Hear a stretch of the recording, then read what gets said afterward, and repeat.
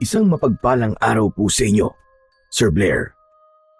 Lalong-lalo na po sa mga giliw ninyong tagapakinig at tagasuporta sa inyong YouTube channel.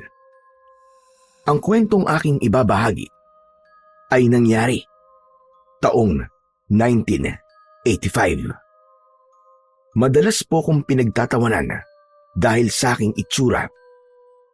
Ang akin po kasing balat ay kulubot na parabang balat ng isang bayawak. Bata pa lang po ako noon nang maganap ang isang aksidente. Iniligtas daw po ako ng aking ina mula sa sunog. Idagdag pa sa kanilang pinagtatawanan sa akin ang tungkol sa aking ina. Anak daw po ako ng isang baliw. Nawala po kasi sa katinuan ang aking ina pagkatapos niyang masaksihan kung paanong pinatay ng aswang ang aking ama. Upang mapanatili ang kanyang kaligtasan sa madalas niyang paggala sa gabi, napilitan po si Lolo Ingkong na ikulong si nanay sa aming bahay. Nang mga panahon po kasing yun, ay marami na ang nabibiktima ng mga aswang. At sa mga oras din na yun ay hindi pa namin alam kung sino ba talaga ang nilalang na madalas na gumagambala sa mga tao. Bago ko nga pala simulan ang aking istorya, ay nais ko lamang pong ipaalam sa inyo na ang mga pangalan at tauhan na aking ginamit ay sinadya ko pong baguhin upang mapangalagaan ang kaligtasan ng totoong lugar sa pinangyarihan ng aking kwento. Kilalanin niyo na lamang po ako sa pangalan na David. At ito ang aking kwento. Kapitan Merto, hindi po ba niyo nakita si nanay? Aba, hindi. Bakit? Nakatakas na naman ba siya sa kulungan niya, ha? Hindi nga po eh. Umalis po kasi ako kagabi para mangaso. Ang buong akala ko po kasi babalik din po agad si Lolo Ingkong. Hindi ko naman po akalain na umaga na rin pala makakauwi si Lolo. Abay, pambihira ka naman, bata ka, oo. Abay, bakit mo iniwan mag-isa si Cynthia? Alam mo naman na delikado ngayon. Sus, ang sabihin niyo, tay, pabayang anak talaga yung bayawak na yan. Anak, tumigil ka nga, ha? May pangalan si David. Hindi bayawak ang pangalan niya. Kaya umayos ka. Nag-aalala na nga yung tao eh. Nilalait mo pa. Tay, sinabi ko lang naman po kung anong opinion ko. Kung totoo nagmamalasakit siya sa kanyang inang baliw, aba, hindi niya iniiwan na mag-isa. Di ba, Errol? Oo naman, Kapitan Merto. Tama po si Abong sa mga sinabi niya. Baka naman natauhan na si Aling Cynthia. Pagkatapos, sumama na sa ibang lalaki dun sa kapwa niya baliw. Tumigil na kayo. Nanay kong pinag-uusapan niyo dito. Errol, Abong, ano ba? Tama na yan. Tumigil na kayo. Kung mabuti pa tulungan na lamang natin si David na hanapin ang nanay niyang si Cynthia. Baka kung saan lang yun nagpunta. Huwag na. Huwag niyo na po akong tulungan, Kapitan Merto. Ako na lang po maghahanap kay nanay. Hindi naman pwede yun, David. Kailangan ka namin tulungan. Hala, sige na, Abong at Errol. Samahan niyo na si David. Pumunta na kayo sa gubat. Ako naman, magtutungo agad ako sa sementeryo. At baka doon na naman nagpunta si Cynthia. Magtatanong-tanong na rin ako sa mga tao at baka mamaya may nakakita sa kanya. Ay nako, damay na naman kami sa katangahan ng bayawak na to eh. Nakakainis talaga. Pahinga na nga namin to eh. Kapitan Merto, hindi po ako makakasama kay David sa paghahanap sa nanay niya. Mas kailangan po kasi ako ng asawa kong buntis. Ang mabuti pa kaya, kayo na lang po sumama sa kanya. Kailangan ko na pong umuwi. Buong magdamag na tayo nasa gubat. Kukumustahin ko naman po ang asawa ko. Pambihira na yan. Ang dami mo namang katwiran, Errol. Ilang oras lang naman yun eh. Hala, sige na. Samahan mo na ang aking anak na si Abong. Alalahanin niyong kasama sa tungkulin natin ang protekta ng mga taong nasasakupan natin bilang kawani ng barangay. Hindi na, wag na po, Kapitan Merto. Kaya ko naman pong hanapin si nanay na mag-isa eh. Hindi mo kakayaning hanapin si Cynthia na mag-isa, David. Sasamahan ka na ng mga tanod ko. Sige na. Napasulyap ako sa gawi ni Abong at Errol. Halata sa kanilang muka na napipilitan lamang ang mga ito. Alam ko na kapag nakaalis na si Kapitan Merto, ay pagtatawanan lamang nila ako at pagtitripan. Kaya naman, tinalikuran ko silang dalawa at walang imik na umalis. Narinig ko ang yabag ng kanilang mga paa. Sumunod sila sa akin habang naririnig ko ang hagik-gik ng kanilang tawa. Sinadya talaga nilang iparinig sa akin kung ano ang mga pinag-uusapan nila. Tol, marunong ka bang gumawa ng patibong? Ha? Aba, oo naman. Teka, sandali. Bakit? May huhulihin ba tayong hayop, ha? May bayawak kasi sa unahan ng daan natin, Tol. Ang pangit ng bayawak. Saksakan ng pangit talaga. At may damit ang bayawak, Tol. May bumili kaya sa atin kung sakaling ibenta natin ang bayawak na yan. Baka kahit libre, hindi siya tanggapin. Teka, ako ba ang pinag-uusapan nyo, ha? Bakit? May iba pa bang bayawak dito maliban sa'yo? Hindi ako nakikipagbiruan sa inyong dalawa. Kung wala naman kayo may itutulong pala sa akin, ang mabuti pa. Umuwi na lamang kayo. Hindi ko kayo kailangan dito. Hoy, teka, papalala ko lang sa'yo ha. Baka nakalimutan mo na kung hindi naman dahil kay tatay, hindi ka namin sasamahan dito, Ugok. Tsaka isa pa, tanong lang. Ang hirap siguro na magkaroon ng isang ina na baliw, ano? Sus, Abong, wag mo na siyang tanungin kung mahirap magkaroon ng baliw na ina. Mas mabuti na itanong mo kay David kung mahirap bang maging isang bayawak. Tignan mo naman, Tol, oh. Tignan mo ang kanyang balat sa braso. Grabe. Pwede nang paggasaan ng itak sa sobrang kagaspangan. Tumigil na kayo.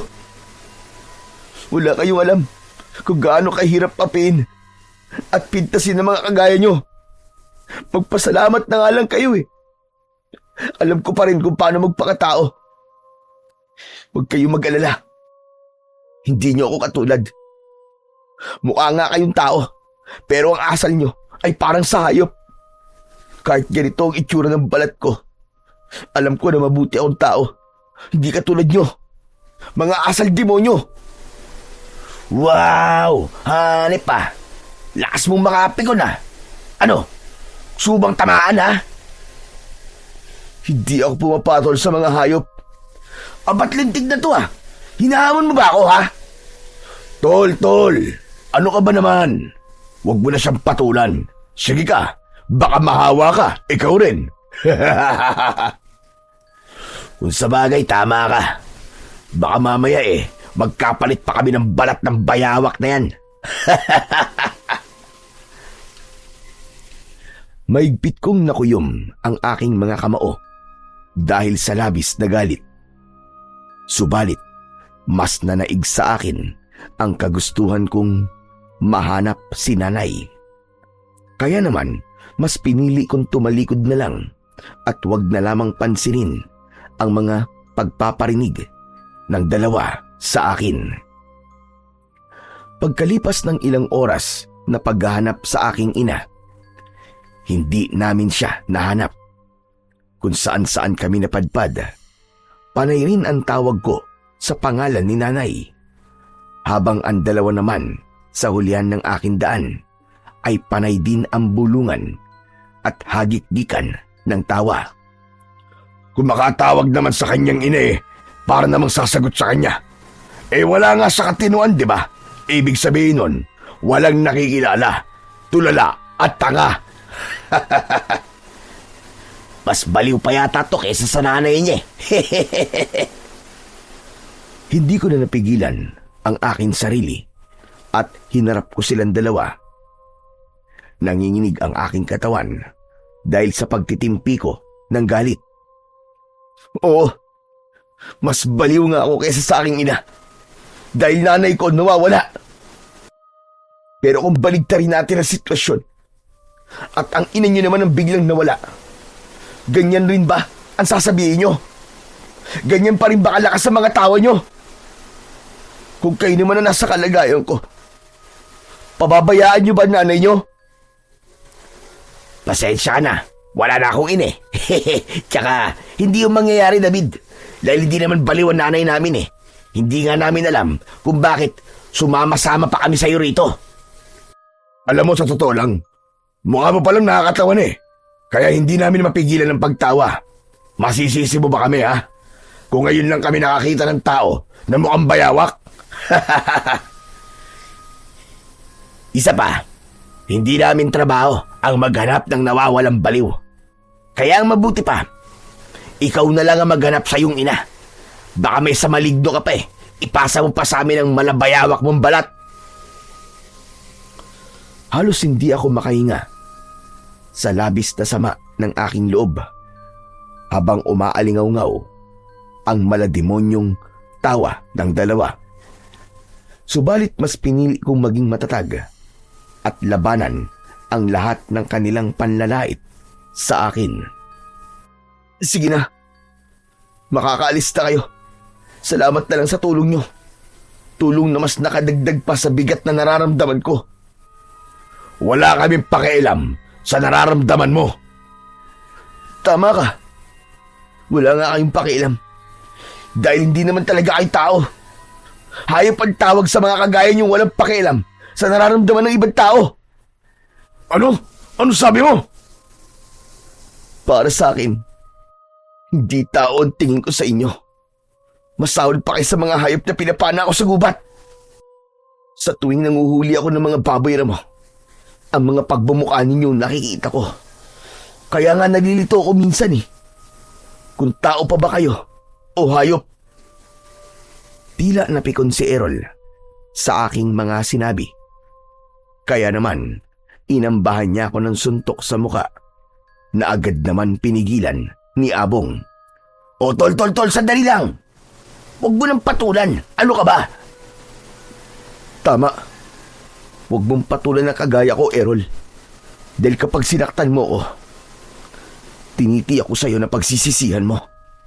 Isa pa, di ba ang sabi nga nila, ang mga taong pumapatol daw sa kagaya kong anak ng baliw, wala na rin pinagkaiba sa akin.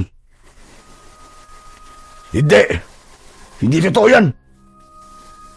Tuluyang lumipad ang suntok ni Errol at tumama yon sa aking muka. Ngunit nabaling lang ang aking paningin sa kabilang direksyon. Hindi ako nagpatinag sa malakas niyang suntok. Kailangan kong magpakita ng katapangan para tigilan na nila ako. Ngunit mas naging dahilan pala yon upang mas lalong lumalim ang galit nila sa akin. Pinagtulungan nila akong dalawa na suntukin. Tama na! Huwag niyo akong saktan! Ano bang ginawa kong kasalanan sa inyo? At palagi niyo na lamang akong ginaganito. Palagi niyo akong inaasar, sinasaktan at pinagtatawanan. Hindi ko rin alam kung bakit mainit ang dugo ko sa'yo. Nakikita ko pa lang ang pagmumukha mo. Nasusura na ako at kumukulo na agad ang dugo ko. Kung ayaw mo akong makita, di bumikit ka. Tanga ka pala eh. Mas lalong napikon si Errol at nauwi sa suntukan ang paghahanap namin kay nanay. Nagpambuno kaming dalawa at gumulong-gulong sa lupa. Habang si Abong naman ay panay ang sipa niya sa akin likod. Maya-maya pa ay biglang dumating si Kapitan Merto. Mabilis siyang lumapit sa aming kinaroroonan kasama ang kanyang mga tanod para awatin kaming tatlo. Hoy! Hoy, ano ba yan? Tama na! Ano ba? Awat na! Ano ba nangyayari sa inyo, ha? Ay nako, pambihira talaga kayo. Mabuti na lang pala at sinundan ko kayo. Kung hindi, wala akong kalam-alam na nagpapatay na pala kayo. Lentik na yan. Ipaliwanag nyo nga kung ano nangyayari dito, ha? Kasi itong si David Siya na nga ang tinutulungan namin. Siya pa ang galit. Hindi totoo yan. Inaasar niyo ako. Pinagtatawanan niyo ako ni Abong. Teka, bakit naman nadamay ako dyan, ha? Umaawat lang naman ako sa inyong dalawa. Abong, tumigil ka, ha? Hindi ka umaawat. Nakikisipa ka rin kay David. Tsaka may umaawat ba? Nahawak mo sa kamay si David? Lumalabas na pinagtutulungan niyo siya. Ay nako, pambihira naman kayo. Alalahanin niyo, ha? Mga tanod kayo. Dapat kayo nagbibigay ng magandang halimbawa sa mga tao na sasakupan ninyo bilang pagpapanatili ng katahimikan sa baryong ito. Tagdaan yung dalawa. Tanod kayo. Hindi kayo mga sanggano. Nakakahiya kayo. Tay, maglilingkod kami sa baryo, pero hindi sa ungas na yan. Dinuro pa ako ni Abong habang bakas sa kanyang muka ang galit. Kaya naman, pinigilan na sila ni Kapitan Merto. Hala, sige na. Tama na yan. Umuwi na kayong dalawa. At ikaw naman, David, sasamahan na lang kitang umuwi sa bahay niyo. Nahanap ko ng nanay mo. Talaga po? Oo, nakita ko siya doon sa may sementeryo. Natutulog sa ibabaw ng nicho ni Dante. Anak naman ng 7 kamote, oo. Sana, sinabi niyo agad sa amin, Kapitan, na nahanap niyo ng baliw na yun nang nakauwi na kami. Paano ko sasabihin? Ha, Errol? Wala na. Nauna na ang pagsusuntukan yung dalawa. Hala, tara na. Umuwi na tayo. At gusto ko na rin magpahinga. Dahil sa nangyari, mabilis kaming iniwan ni Abong at Errol. Kaming dalawa naman ni Kapitan Merto ay umuwi na rin sa bahay. Pagdating namin ay agad kong nakita si Nanay.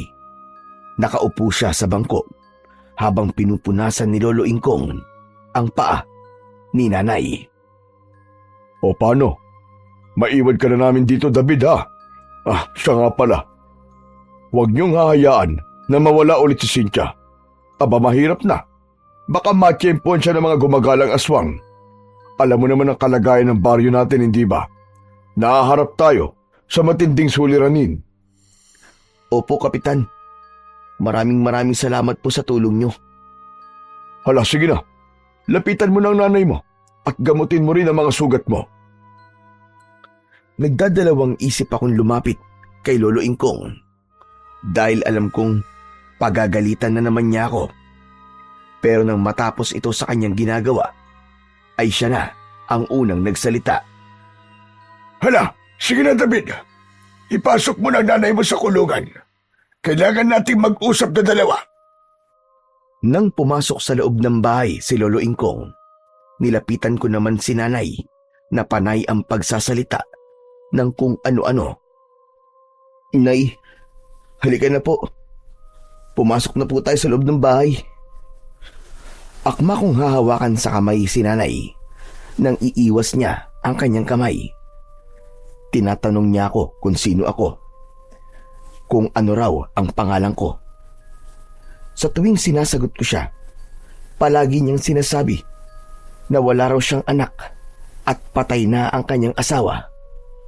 Kung minsan naman, bigla niya akong yayakapin at sasabihin, patayin ko raw ang mga aswang na pumatay sa aking ama.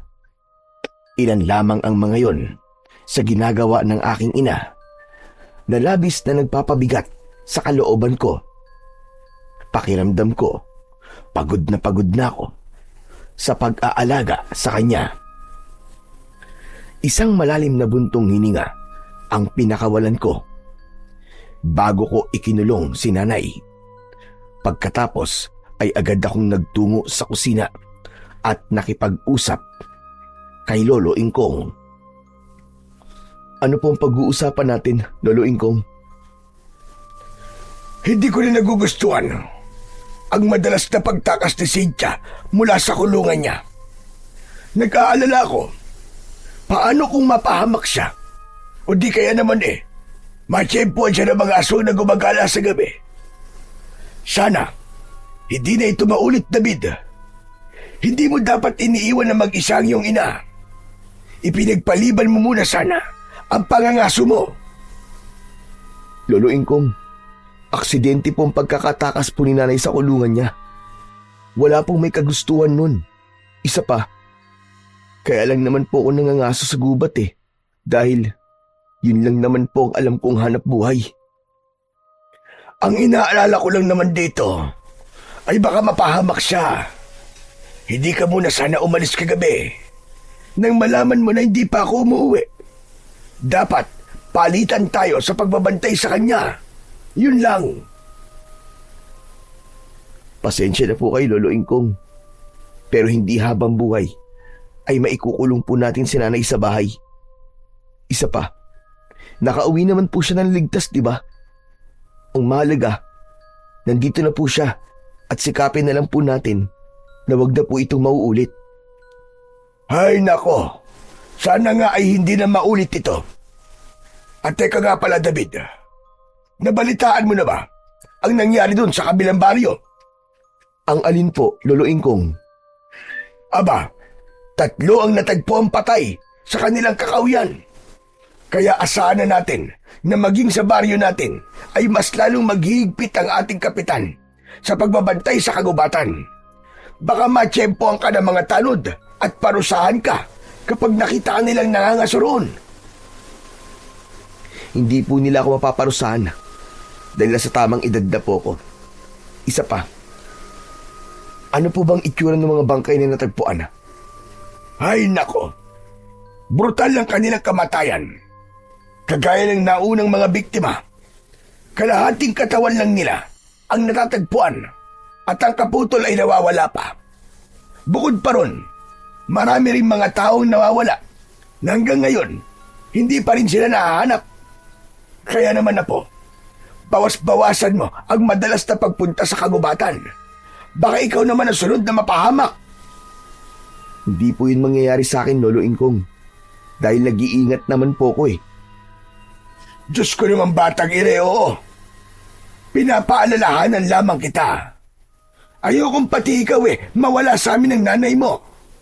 Paano na lamang kami kung pati ikaw ay mawala? Sino na mag-aalaga kay Cynthia? Mag-iingat na lamang po ako, Lolo Ingkong. Pero hindi niyo po ako mapipigilang mga susagubat. Wala nang nagawa si Lolo Ingkong nang pumasok ako sa loob ng aking silid. Ipinatong ko ang aking pana sa ibabaw ng aking lamesa. Saka ko hinubad ang aking damit. Napangiwi ang aking muka dahil sa sugat ko sa aking likod. Pagsapit ng gabi ay hindi ako dalawin ng antok. Kaya naman naisip ko munang lumabas ng bahay para sana ay magpahangin. Ngunit bigla kong napansin ang kakaibang liwanag sa gitna ng taniman ng sitaw ni Lolo Ingkong. Aba, teka, bakit parang nagliliwanag ang mga dahon ng punong yun? Dala ng aking kuryosidad, nilapitan ko ang puno sa gitna ng sitawan. Mas lalong kumislap sa dilim ang mga dahon. Kaya naman, hinawakan ko yun. Maya-maya pa, bigla akong nakaramdam ng kakaibang kate sa aking kamay. Napaatras ako habang kinakamot ang aking palad. Hanggang sa umabot yun sa aking braso. At kahit sumusugat na ang bawat pagkamot ko sa aking balat, mas lalo lamang tumitindi ang pangangate. Diyos ko! Ano ba to, sobrang kati ng kamay ko? Ano bang gagawin ko? Humawak lang naman ako sa dahon ng punong to. Ano kayang klaseng puno to? Nang hindi tumigil ang pangangate, ay wala na akong nagawa, kundi ang humingi ng tulong kay Lolo Ingkong. Kinatok ko siya sa kanyang silid, habang patuloy pa rin ako sa pagkamot. Umabot na yun hanggang sa aking muka. Pakiramdam ko, Kumakapal na rin ang talukap ng aking mga mata hanggang sa naramdaman ko ang pag-iinit ng aking balat. Lolo Ingkong! Lolo Ingkong, tulungan niyo po ako! Lolo Ingkong! Bumukas ang pinto at lumabas si Lolo Ingkong. Gulat na gulat ang matanda nang makita ang aking muka. Diyos ko po! Ano nangyari sa'yo, David? Meron na po akong hinawakan daon mula sa puno po na nakatanim po sa gitna ng sitawan niyo, Lolo. Lumiliwanag po kasi. Tapos ganito na po. Bigla po ako nangati. Hindi ko po mapigilan ang aking sarili na magkamuti ng aking balat. Sobrang kati po talaga, Lolo Ingkong. Nahihirapan na po ako. Hinawakan ni Lolo ang aking namamagang kamay at muka. Bumakas ang pag-aalala sa kanyang anyo at pinapasok niya ako sa loob ng kanyang kwarto. Ano bang naisip mo? At pinakialaman mo ang tanim ko, ah? Isa pa, bakit nasa labas ka pa ng ganitong oras ng gabi? Huwag niyo na po muna akong sermonan, Lolo. Ano po ba nangyayari sa akin? Nalasog ka ng daon ng lipa. Ang sino man nahahawak sa kanyang daon ay mangangati na sobra hanggang sa nagnating ka. Hala, bakit naman po kasi kayo nagtatanim ng ganong klaseng halaman? Pambira naman kayo, Lolo. Meron akong dahilan kung bakit kailangan ko magtanim ng mapanganib na puno ng lipa. Kung ano man po yung dahilan nyo na yan, hindi na mahalaga yun. Ang mahalaga, Lolo Ingkong, tulungan nyo na lang po ako. Hindi ko na po talaga kaya ang kati. Marami na rin po akong sugat sa balat. Tignan nyo nga. Wala akong tigil sa pagkamot. Ay nako, sandali lang. At ikukuha mo na kita ng gamot. Lumapit si Lolo Ingkong sa kanyang lumang aparador. Pagbukas niya, ay napansin ko kagad ang mga ribulto na kulay itim at isang limbro na nakapatong sa estante. Kinuha niya ang bote ng langis at agad siyang lumapit sa akin. Anong kamay ba ang ipinanghawak mo sa daon? Ito pong kaliwang kamay ko, Lolo. Ano po bang uri ng laso ng daon ng lipa? Ang daon ng lipa ay isang tropical wood nettles. Kilala ito sa puno ng lipa sa Tagalog. Sa ibang wika, ang lipa ay tinatawag na ligas, lalo na dito sa Kabikulan. Isang kilalang lahi ng mga halaman na naglalabas ng lason na nagdudulot ng matinding pangangati sa balat. Bakit lumiliwanag po ang kanyang daon sa gabi? Hindi siya talagang lumiliwanag sa gabi. Kung nakikita mo liwanag ng kanyang daon, ibig sabihin nun, ikaw ang susunod sa aking yapak.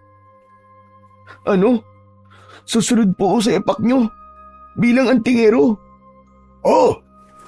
At may papaliwanag ko lamang sa iyo ang lahat kapag dumating na ang takdang oras. Teka, ano ba ang kulay ng liwanag na nakita mo sa daon ng lipa? Kulay dilaw po na para bang ilaw ng alitaptap. Kapag nagkulay asul ang liwanag ng daon, yun na ang hudyat para ipamana sa iyo ang lahat ng aking mga kagamitan sa pakikipaglaban sa mga aswang. Ho? Manunugis po kayo ng aswang? Hindi lang ako basta manunugis ng aswang, apo. Hala, sige na. Kailangan ko na simulan ng panggagamot sa iyo. Matagal bago mawala ang pamamaga sa katawan mo. Siguro mga 2 araw pa ang kailangan palipasin. Naku, ano ba yan? Paano na ako nito, Lolo Ingkong? Natitiyak ko po na pagtatawanan na naman nila ako. Huwag mo silang papansinin. Isa pa, kasalanan mo naman kung bakit nangyari yan sa iyo eh. Ang hilig mo kasing makialam ng mga gawa ko.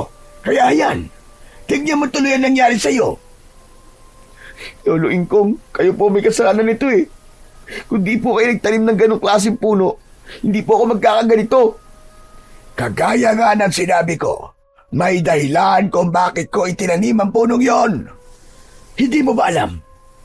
Ganyang edad ako sa iyo nang itinanim ko ang puno ng lipa. At yun din ang gagawin mo pagdating ng araw. O yan, ayos na. Natapos ko ng paggagamot sa kamay mo. Mamaya lang ay mawawala na ang iyong lagnat. Para bang bigla akong nanghina sa nangyari sa akin, Lolo Ingkong? Talagang makakaramdam ka ng panghihina dahil merong laso na pumasok sa iyong katawan. Hala, sige na. Kailangan ko na matulog. Masyado ng malalim ang gabi. Matulog ka na rin, Apo. Para bang nagdahilan na nawala ang pangngati sa aking buong katawan. Kaya bigla akong nagtaka sa kakaibang puno na yon. Kinabukasan ay hindi ako makakilos ng maayos dahil maga pa rin ang aking katawan. Kaya lang, bigla akong nakarinig ng malakas na pagtawag mula sa labas. Boses yun ni Kapitan Merto. Tao po! Tao po! Tatay Ingkong! Nandyan po ba kayo? Narinig ko na bumukas ang pintuan. Kasunod ng boses ni Lolo Ingkong. Pagsilip ko sa siwang ng pintuan ng aking silid, nakita ko ang maraming tanod kasama sina Abong at Errol.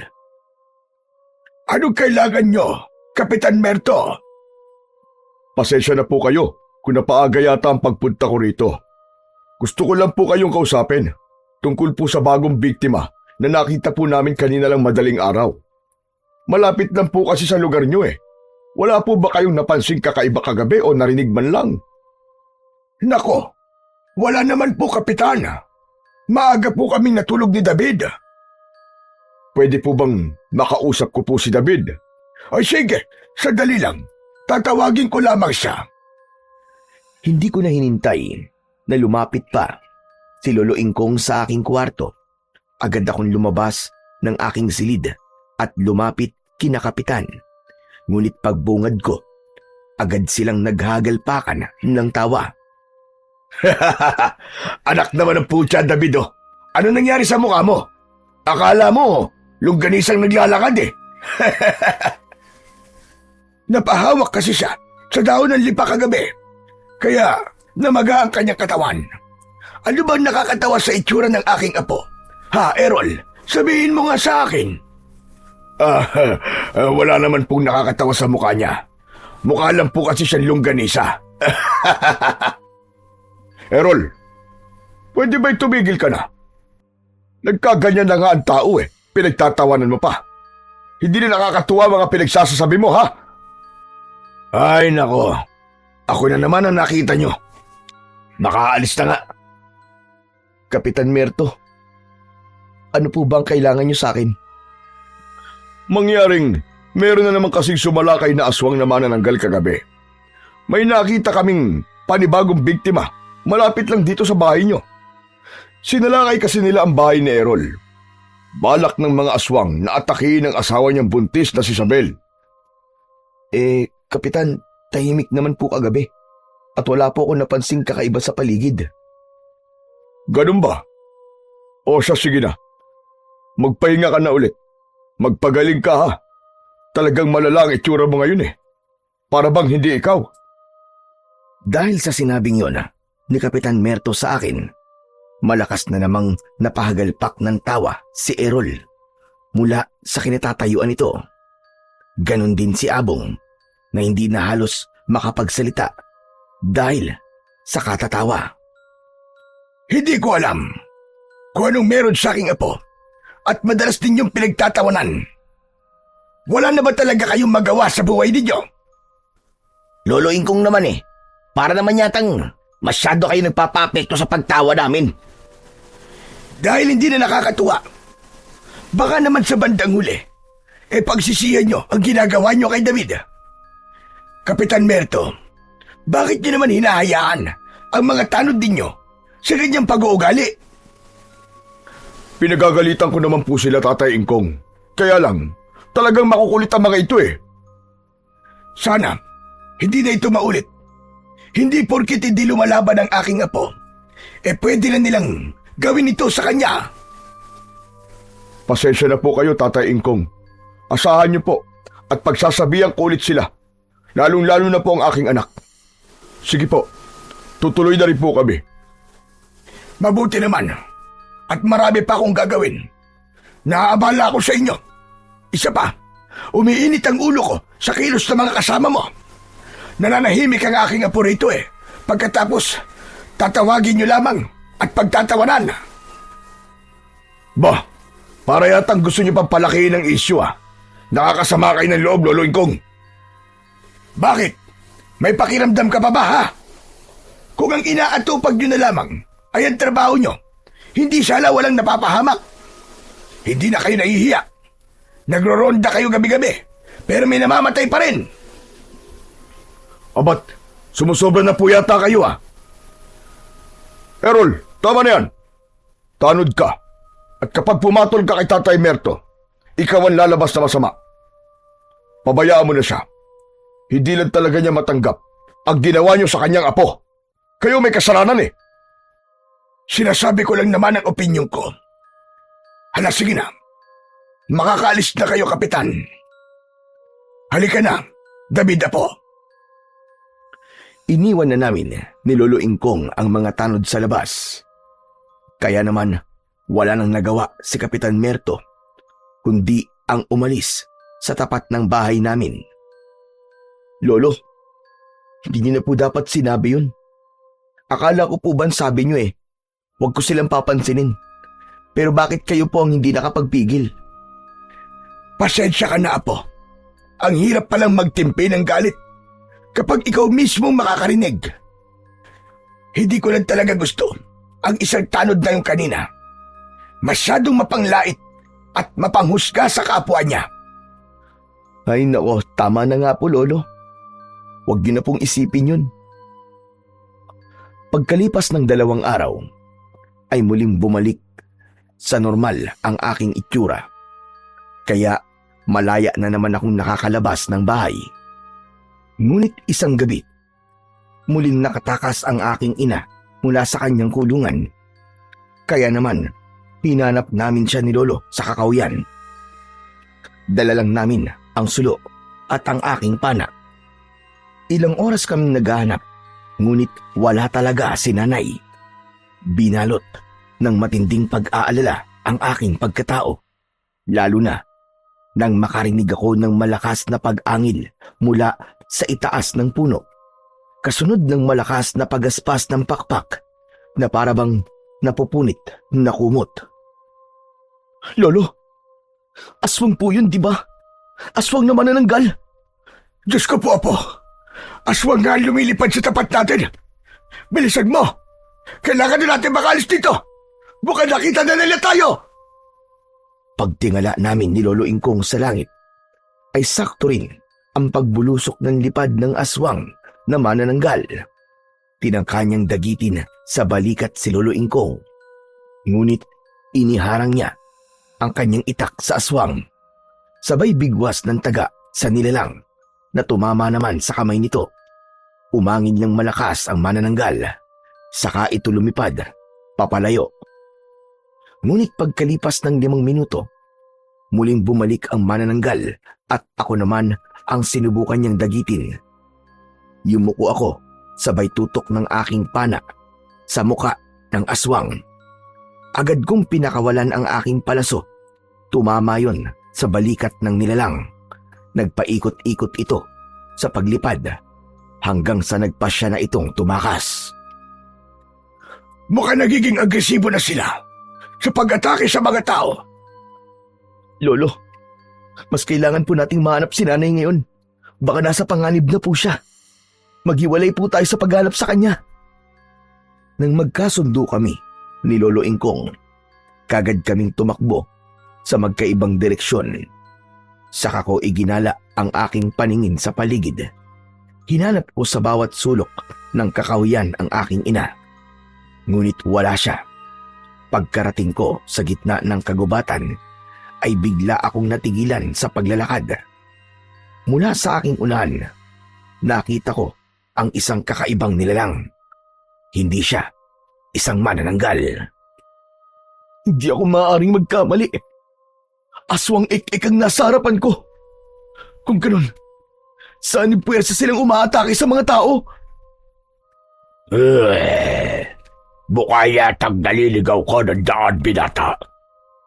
Hindi mo yata alam na ito ang aking teritoryo. Ang kapal ng mukha mong angkinin ng lugar na to. Kung saan ka lang nakatayo, yun lang ang teritoryo mo, hunghang! Hindi ka yata natatakot sa akin. Sa Diyos lang ako natatakot.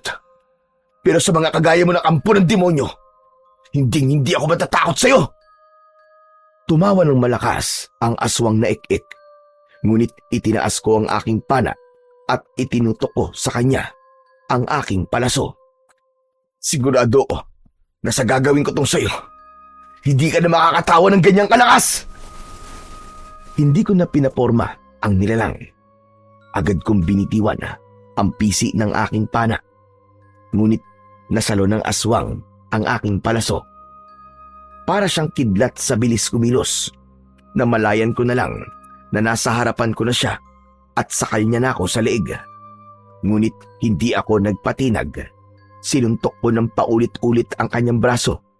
Kaya naman, nabitiwan niya ako. Saka ako nakahanap ng pagkakataon. Mabilis kong itinutok ang aking palaso sa dibdib ng aking kalaban.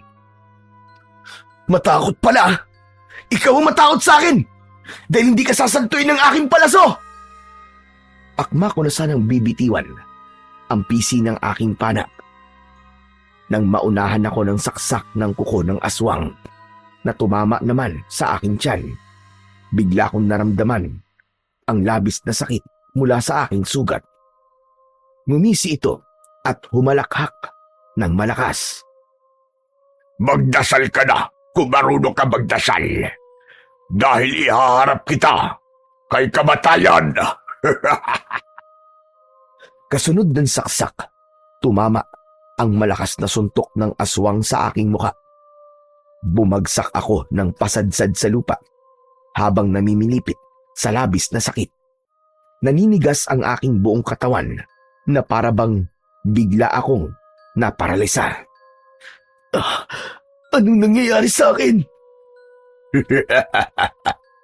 Unti-unting mapaparalisa ang buong mong katawan. Maya-maya lang, darating na ang aking mga kasama at pagsasaluhan namin ang iyong laman loob. Walang matitira sa iyo, kundi ang iyong mga buto. Hindi ka magtatagumpay. Hindi mo kilala kung sino binabangga mo. Ako ang hindi mo kilala. At sa pagkakataong ito, hindi ko hahayaan na sikatan ka pa ng araw. Kahit anong gawin kong pagsisikap na gumalaw, ay tuluyan ng nanigas ang aking buong katawan. Masakit din ang aking sugat na parabang may mga insekto na gumagalaw sa loob ng aking laman. Kaming mga aswang na ik-ik ay baka magdagang ko. Kaya asahan mo, matatapos na ang buhay mo. Layuan mo ang aking apo! Demonyo ka! Sabay kaming napalingon ng aswang sa gawi ng aking lolo. Hawak ng matanda ang kanyang itak at ibinato niya sa aswang ang hawak niyang sulo. Sa takot ng nilalang, bigla siyang nag-anyong ibon at lumipad palayo sa aking kinaroroonan. Kaagad na lumapit sa akin si lolo. Bakas sa kanyang muka ang labis na pag-aalala. Diyos ko, Papa! Malalim ang sugat mo! Loloing kong, tulungan niyo po ako. Sobrang sakit po ng sugat ko sa akin tiyan. Oo, Apo. Tutulungan kita.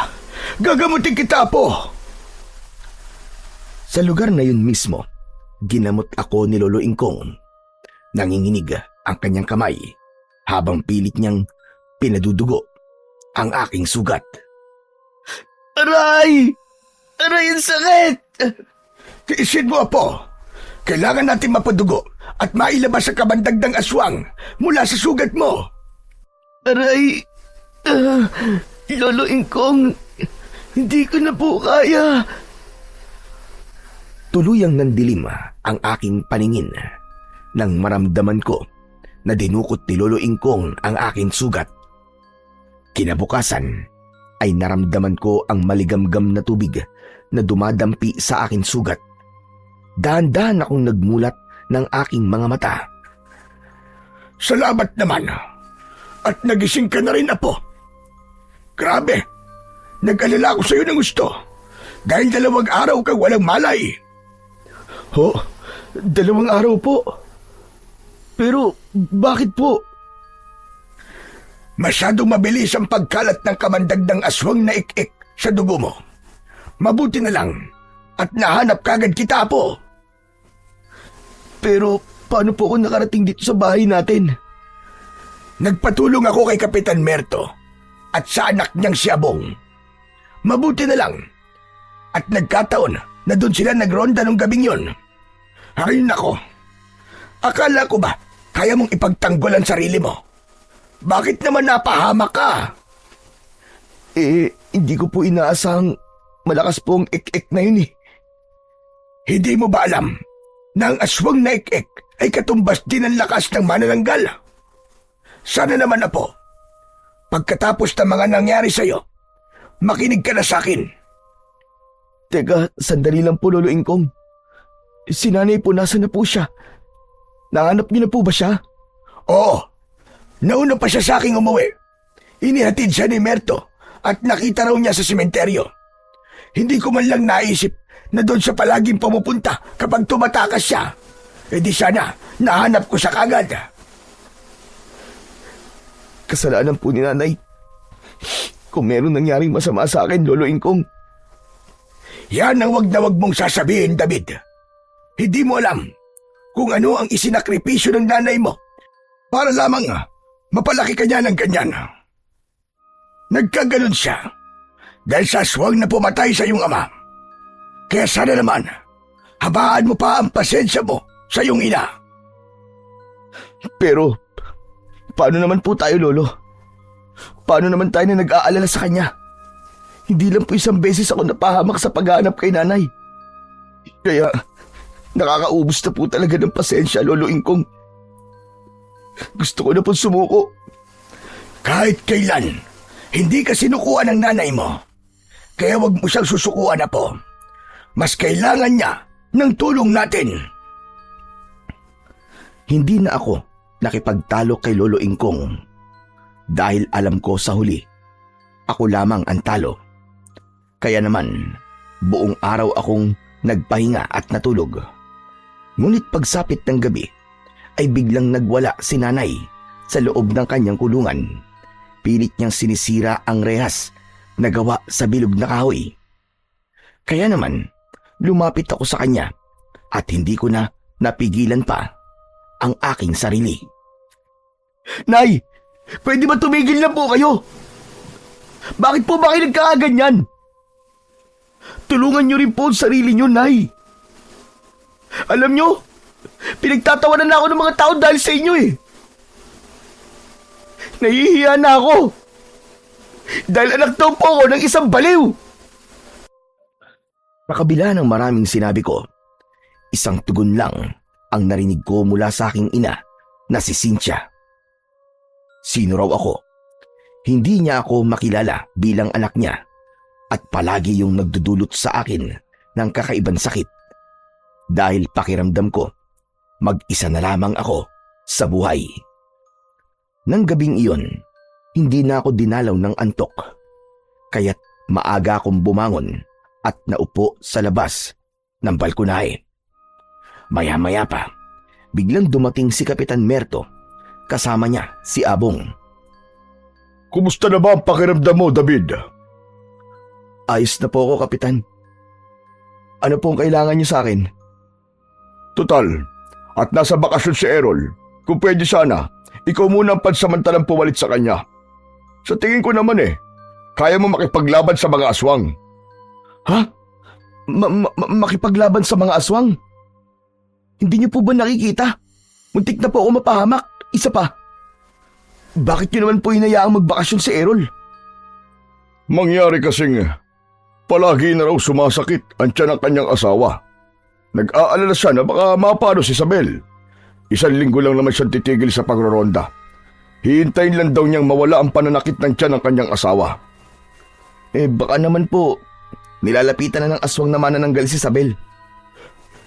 Yun nga din ang kutob ko. Kaya pumayag na rin akong samahan niya ang kanyang asawa. Kung ganun po, kailan po ako magsisimula, Kapitan? Ngayon na. Di ba sabi mo naman ayos na ang pakiramdam mo? Sige po, maghahanda lang po ako ng gamit ko. Sa labas na sila ng bahay naghintay sa akin. Pagkatapos kong maihanda ang aking pana, ay agad kaming nagtungo sa gilid ng kakawyan para tignan kung meron na namang bangkay na makikita sa lugar na yon. Hindi nga ako nagkamali. Nadatnan namin ang nagkakagulong mga tao. Sa daan pa lang ay nakita na namin ang ilang patak ng dugo sa lupa. Nang makarating kami sa kinaroroonan ng biktima, tumambad sa aming paningin ang itsura ng bangkay ng isang babaeng buntis. Nakadilat ang kanyang mga mata. Putol ang mga braso at nakalaylay ang dila. Wakwak ang tiyan dahil dinukot ang sanggol mula sa sinapupunan nito. Dahil sa nangyari, nagkaroon kami ng biglaang pagpupulong sa pangunguna ni Kapitan Merto. Lubha na ako nababahala sa walang tigil na pamiminsala ng mga aswang sa baryo natin. Kung kinakailangan na magdagdag tayo ng mga tanod ay gagawin ko. Mapanatili lamang ang kaligtasan ng mga tao rito. Kapitan, sa paano pong paraan natin mapipigilan ng mga aswang? Kailangan natin bumuo ng 2 pangkat. Sa pangunguna naman ng aking anak na si Abong, upang hindi na maulit ang ganitong pangyayari. Abay, mahirap ang naisip niyong gawin, Tay. Paano natin matatalo ang mga nilalang na may kakayahang lumipad? Sige nga. Sa tingin ko kailangan na rin gumawa tayo ng palaso. Tama ka, anak. Imbis na sibat, palaso ang gagamitin natin panlaban sa mga aswang. At tungkol naman sa paggawa ng mga sandata, si David ang siyang mamumuno. Hindi ako makakapayag, Tay. Hindi po ako makakapayag. Si David ang aasahan natin sa paggawa ng mga pana. Wala akong tiwala sa kanya. Baka puro kapalpakan lang ang gawin nito Imbis na manananggal ang mapatay natin, baka mga bayawak lang ang kayang patayin ng gagawin niyang palaso. Dahil sa sinabing yon ni Abong, umalingaw-ngaw ang malakas na tawanan ng mga tao habang nakatingin silang lahat sa akin. Anak, huwag mong husgahan ang kakayahan ni David. Sanay siya sa pangangaso, kaya masasabi kong mahusay na siya pagdating sa pana. Bakit, Tay? Mahusay din naman si Errol Siya na lamang ang mamuno sa ating pangkat pagdating sa sandata. May tiwala rin ako kay David. Alam kong magagawa niya na maayos ang tungkuling nakaatang sa balikat niya. David, magagawa mo ba yon? Opo, Kapitan Merto. Magagawa ko po yun.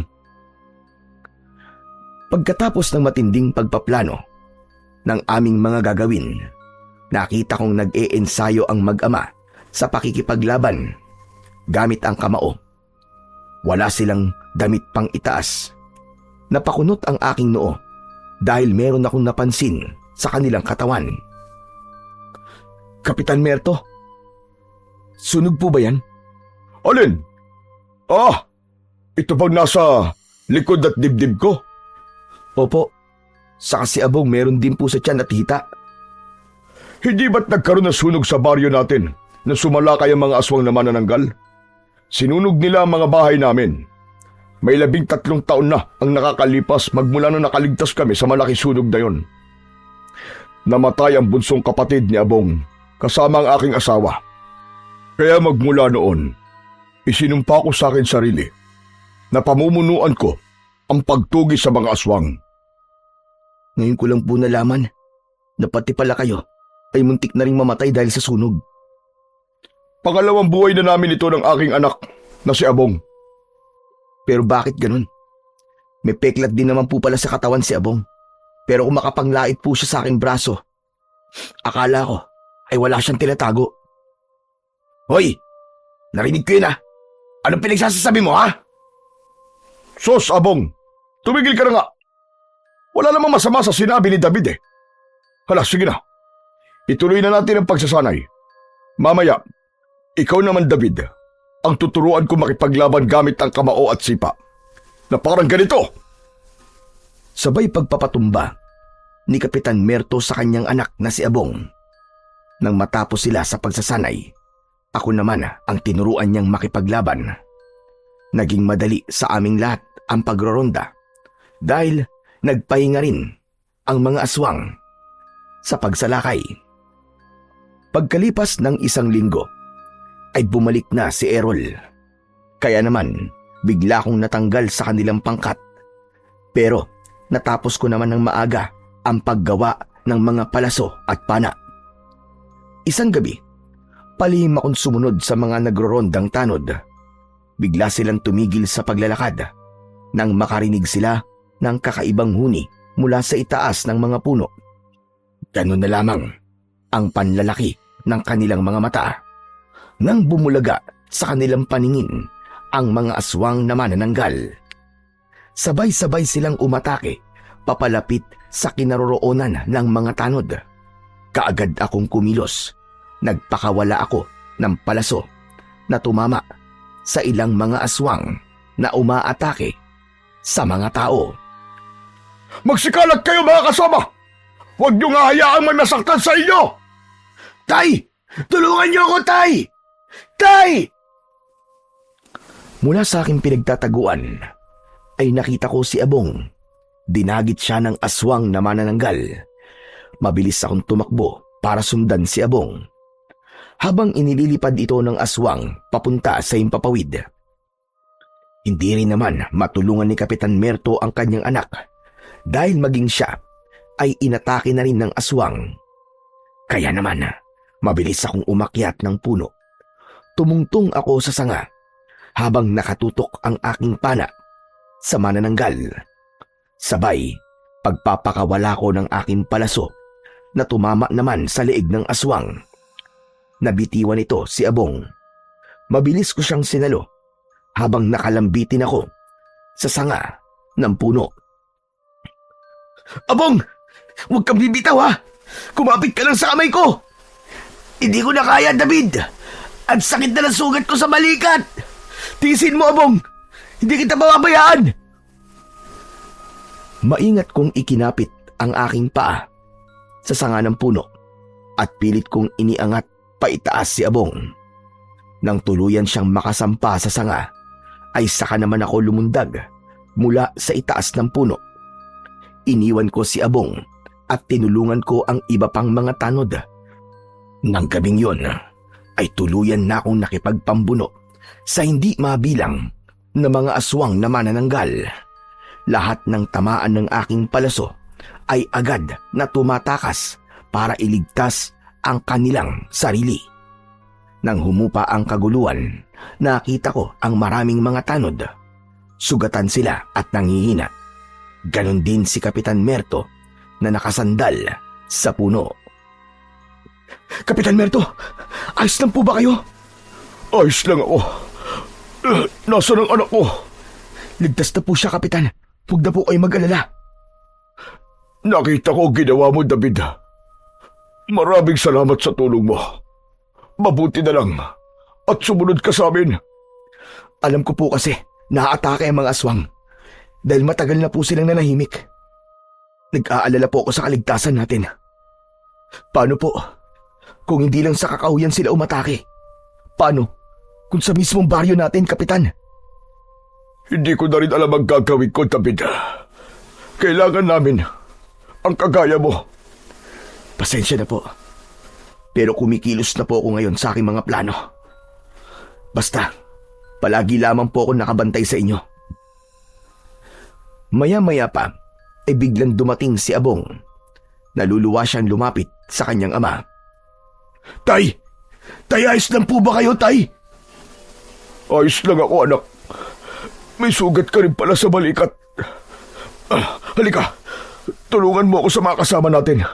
Kailangan nilang magamot kaagad. Kiluluin kong niyo po siya dalhin. Magpapaiwan po muna ako rito. May kailangan lang po akong gawin, Kapitan.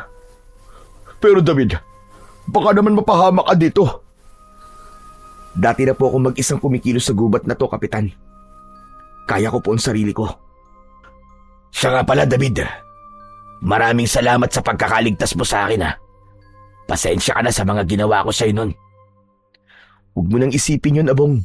Ang mahalaga, ligtas ka. Sige na, iiwan ko muna kayo rito.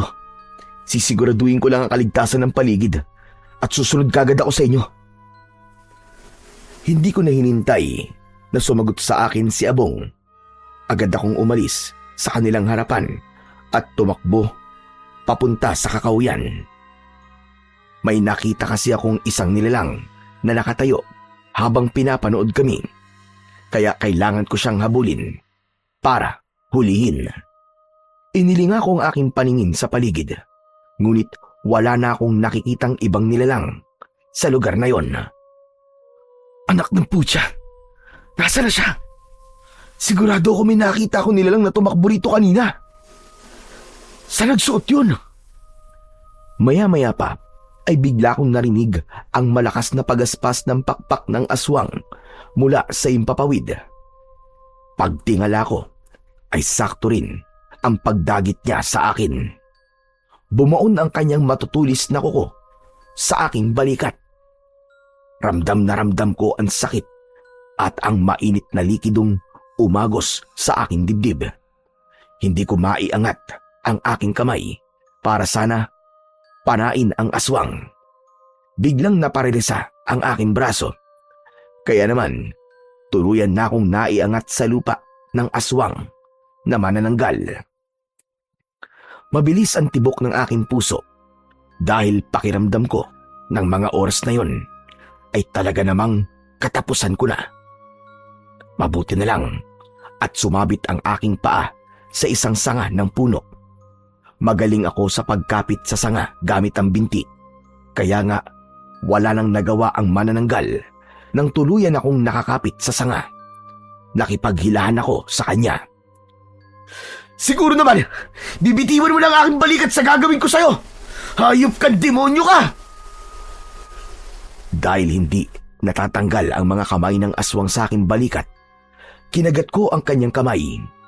Malakas na napaangil sa sakit ang aswang, kaya nabitiwan niya ako.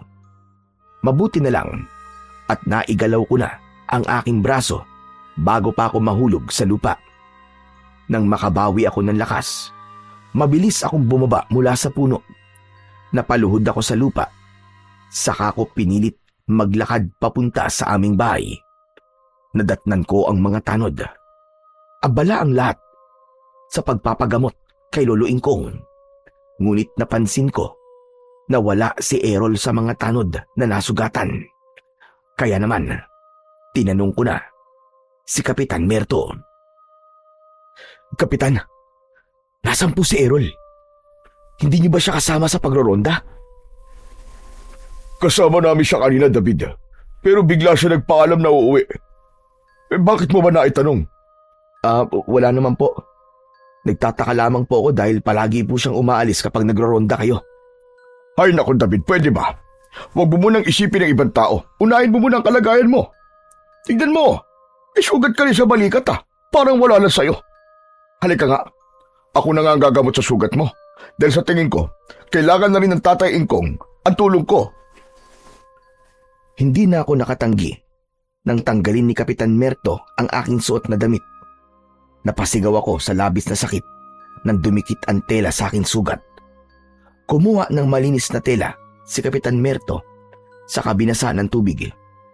Nilinisan niya muna ang sugat ko pero bigla siyang natigilan. Teka, anong balat na to? Balat ba ito o sugat? Ang alin po, Kapitan Merto? Yung marka sa balikat mo. Kulay itim na hugis bilog. Iyan po ba? Bata pa lang po ako, meron na po akong ganyan. Bakit po? Wala naman. Nagandahan lang ako sa itsura. Pero hindi ako kumbinsido sa sinabing yun ni Kapitan Merto dahil pakiramdam ko may kakaiba sa aking balat.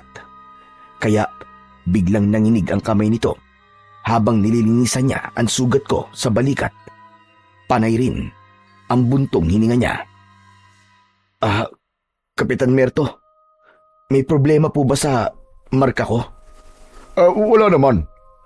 May bigla lang akong naalala. Agad namang napansin ni Lolo Ingkong ang ginagawa ni Kapitan Merto sa aking sugat at agad itong lumapit sa aming kinaroroonan.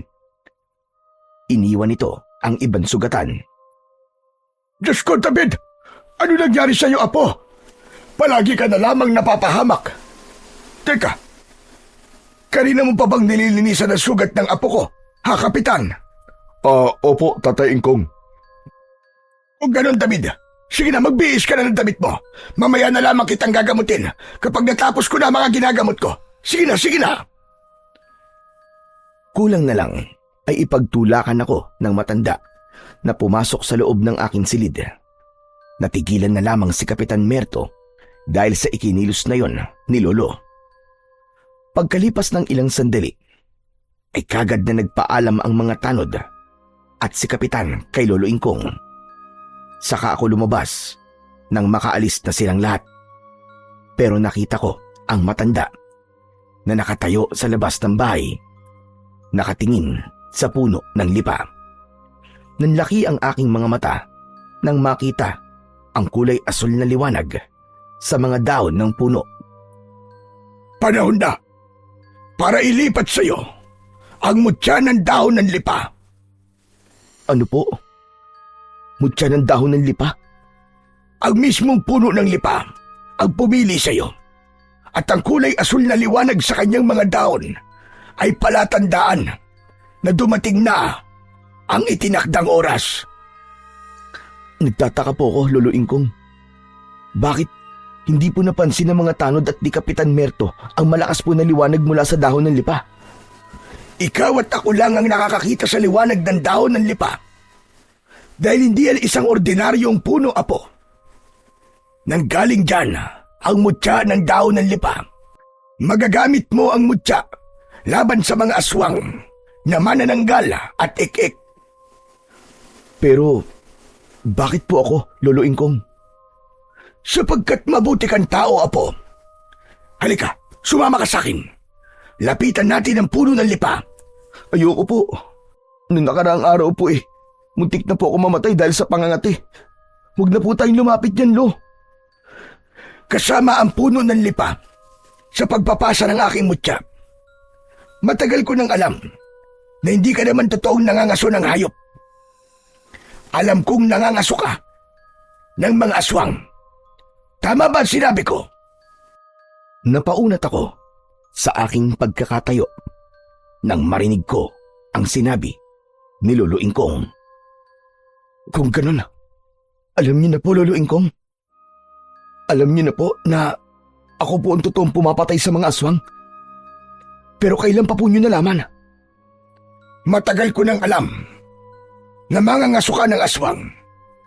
10 taong gulang ka pa lang nang palihim kang tumugis ng aswang. Alam ko rin na ikaw ang may gawa sa mga tao na tatagpo ang patay sa kakahuyan. Kalahati lang ng katawan nila ang natatagpuan dahil hindi naman sila pangkaraniwang tao, kundi isang aswang na manananggal na nagiging tao tuwing sumasapit ang umaga. Kaya ang iniisip ng mga kababaryo natin, biktima sila ng mga aswang.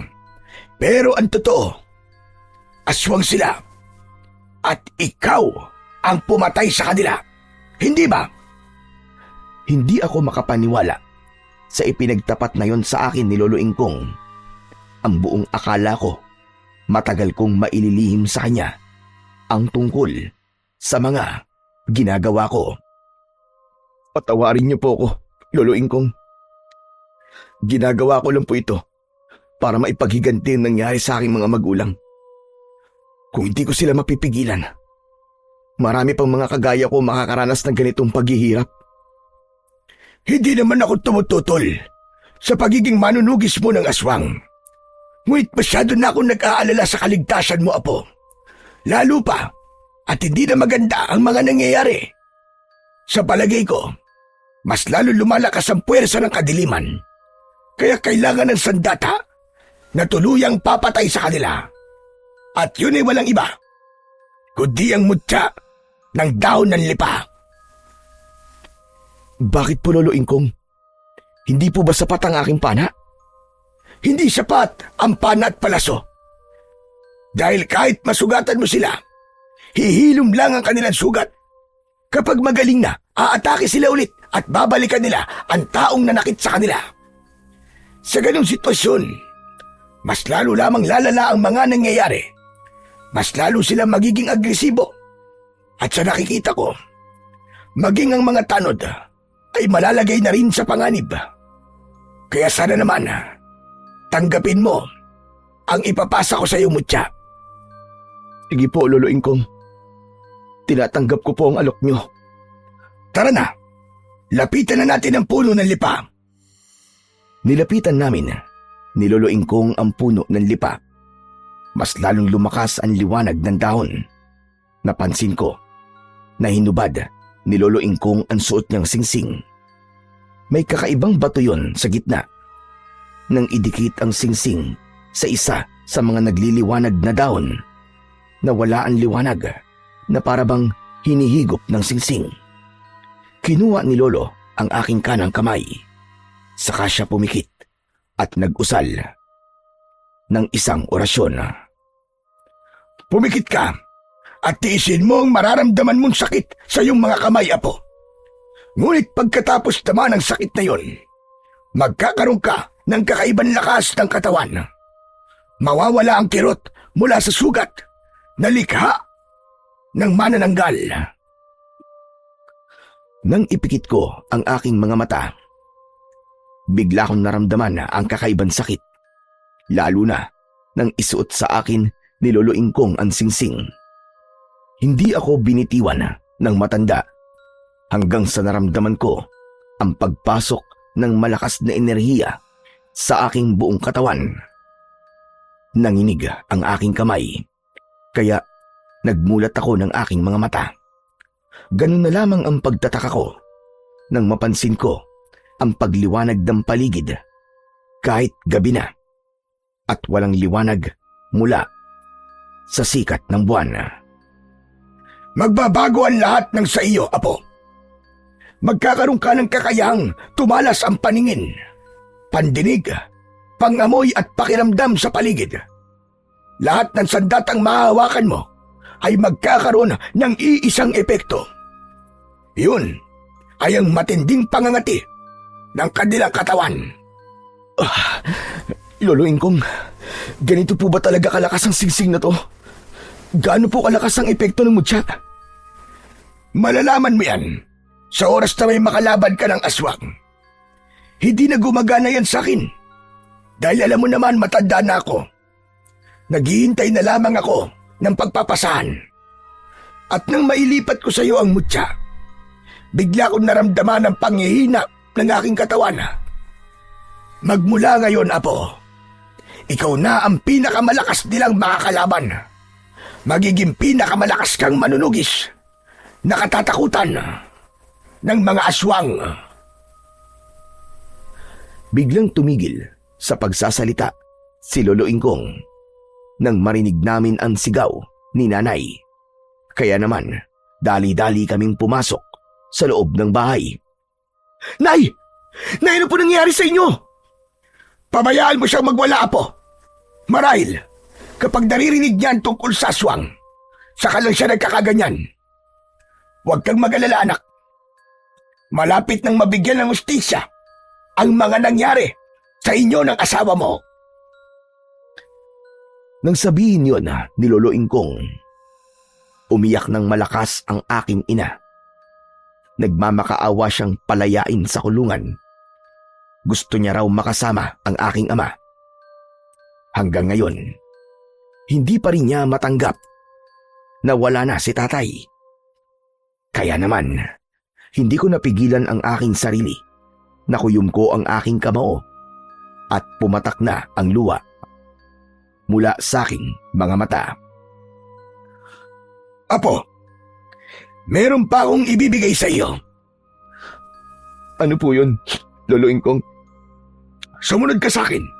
Ipapakita ko sa iyo ang sandatang ginamit ko noon para makipaglaban sa mga aswang. Kung ganun po, Lo, hindi lamang po kayo isang albularyo, kundi isa rin po kayong antingerong manunugis. Tama po ba? Oo, Apo, ganun na nga. Kaya nga ganito ang buhay ko. Dahil binalikan ako ng isa sa mga pamilya ng aswang na napatay ko. At malakas ang kutob kong isa sa kanila ay ang aswang na gumagambala ngayon sa baryo natin. O di kaya naman, isang tao na minsang nagalit sa iyong ina. Pagpasok namin sa silid, ay kinuha ni Lolo Ingkong ang isang lumang baul. Binuksan niya yon at iniabot niya sa akin ang kulay itim na tela. Buksan mo, Apo. Sige, kunin mo ang sandata sa loob niyan. Mabilis kong tinanggal ang tela na nakabalot sa sandata. At yun na nga, tumambad sa aking paningin ang hawakan ng latigo. Ayan na po. Gawa sa buntot ng alakdan ang hawakan ng latigo. Yan ang bagay sa mutya ng daon ng lipa. Hindi na sila makakapanakit sa iyo at magiging banta ka sa buhay nila. Kaya, Apo ko, bigyan mo ng katarungan ang nangyari sa ama mo. Mag-iingat ka. Pagkatapos ng gabing yon, ay hindi na ako dinalaw ng antok. Pabaling-baling ako sa aking higaan dahil sa kapangyarihang bumabalot sa katawan ko. Ultimo huni ng mga insekto sa paligid ay naririnig ko kahit malayo sila sa aking kinaroroonan. Maging ang paligid parang may sariling ilaw. Malinaw kong nakikita ang mga nilalang na gumagalaw sa paligid ko. Ang aking pang-amoy lumakas din na parabang naaamoy ko ang malangsa mula sa kakauyan. Kaya naman, napabalikwas ako ng bangon at agad akong tumakbo papunta roon. Sinundan ko ang amoy at ingay na aking naririnig. Bumilis rin ako sa aking pagtakbo. Pagkalipas ng ilang minuto, narating ko kagad ang gitna ng kagubatan. Nadatnan ko ang isang aswang na ik-ik. Abala ito sa pagkain ng lamang loob ng baboy ramo. Hoy! Diablong buwang! Kumusta naman ang lasa ng katawan ng baboy ramo, ha? Aswang na ik-ik! Tumigil sa paglantak ang aswang na ik-ik at hinarap niya ako. Ngumisi ito at umangil ng malakas na parabang nagtatawag pa ng kasama. Agad kong inilatag sa lupa ang hawak kong latigo. Ni hindi nagpakita ng takot ang aswang sa aking sandata. Hindi ako makatulog sa iyong hayop ka dahil sa ingay mo. Lalong-lalo na sa mabahong singaw ng katawan ng baboy ramo na nilalantakan mo. Talagang wala kang patawad. Halimaw ka! Sa muli kong paggagupit ng latigo sa lupa, agad na umatake sa akin ang aswang na ik-ik. Lumundag siya papunta sa aking kinaroroonan. Sinalubong ko naman siya ng hampas ng latigo na tumama naman sa kanyang tiyan. Umatake siya ulit sa akin ng kalmot, ngunit nakaiwas ako at gumanti ako sa kanya ng isang suntok na tumama sa kanyang muka. Tumalsik siya ng ilang dipaan layo mula sa aking kinatatayuan. Kasunod ng paglapit ko sa aswang, ang paghagupit ng latigo sa kanyang katawan. O ano? Masakit ba, ha? Nagulat ako nang biglang magkamot ang aswang sa kanyang katawan. Umaangil siya na parabang nasasaktan at kahit nasusugat na ang kanyang balat ay tuloy pa rin siya sa pagkamot. Hindi niya makontrol ang kanyang sarili. Tuluyan ang natanggal ang kanyang laman sa kakakamot. Bumulwak ang kanyang dugo sa bawat daanan ng kanyang kuko. At mula sa aking harapan, nasaksiyan ko kung paano niyang pinatay ang kanyang sarili sa papamagitan ng pagkakamot Hindi ako makapaniwala na epekto yon ng aking mutya na sandata. Ang galing! Grabe! Totoo nga! Totoong magiging malakas akong manunugis ng aswang. Humanda kayo ngayon sa akin. Nalalapit na ang katapusan yung lahat.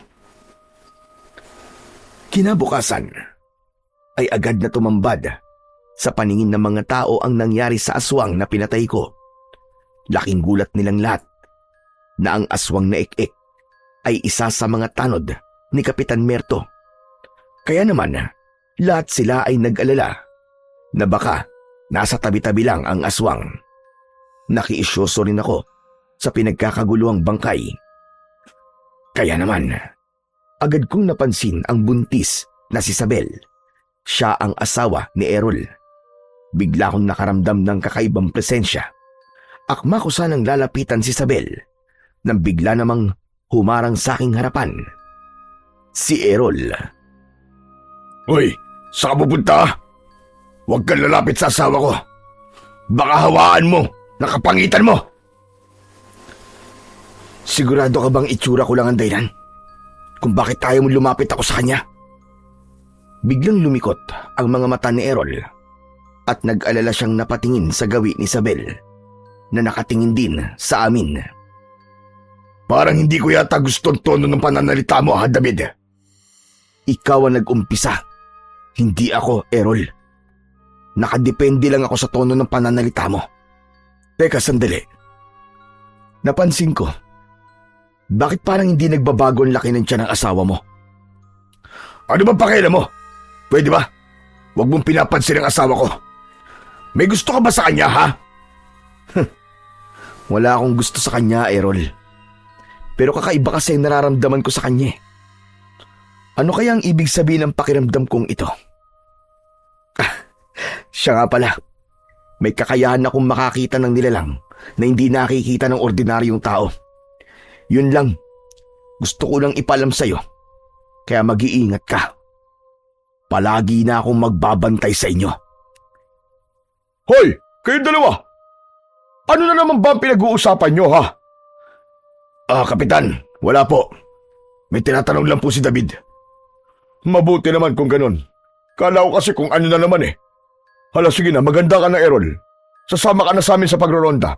Hindi na pwede yung palagi kang absent sa trabaho. Sige po, Kapitan Merto. Iuwi ko lang po muna si Isabel at susunod na ako sa inyo. Nang gabing magronda ang mga tanod, ay palihim akong sumunod sa kanila.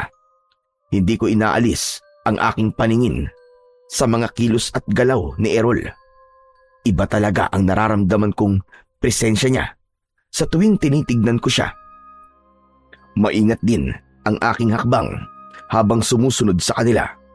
Ilang sandali pa ay napansin ko ang biglang paghiwalay ni Errol sa grupo ng mga tanod. Walang nakapansin na umalis ito. Bingo ka sa akin ngayon, Errol. Isang pagkakamali mo lang. Tapos ka sa akin. Sinundan ko siya hanggang sa loob ng kakauyan. Panay ang linga niya sa paligid na parabang meron siyang hinahanap.